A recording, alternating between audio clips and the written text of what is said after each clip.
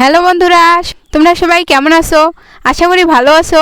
আজকেও আমি তোমাদের সামনে কিছু প্রশ্ন নিয়ে এসেছি, তোমরা শুনতে থাকো।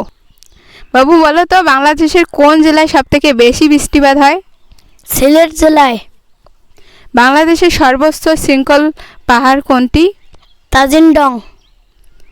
তাজিংডং কোথায় অবস্থিত? বান্দরবনে। তাজিংডংয়ের উচ্চতা কত মিটার? 1231 মিটার। পৃথিবীর কোন দেশে সবথেকে বেশি ভূমিকম্প হয়? জাপান।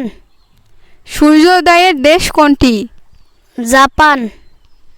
হ্যালো বন্ধুরা, আমাদের ভিডিওগুলো যদি ভালো লেগে থাকে ফেসবুক পেজ থেকে দেখলে ফলো করবেন, ইউটিউব চ্যানেল থেকে দেখলে সাবস্ক্রাইব করবেন, লাইক শেয়ার এবং কমেন্টের মাধ্যমে আপনাদের মতামত জানাবেন।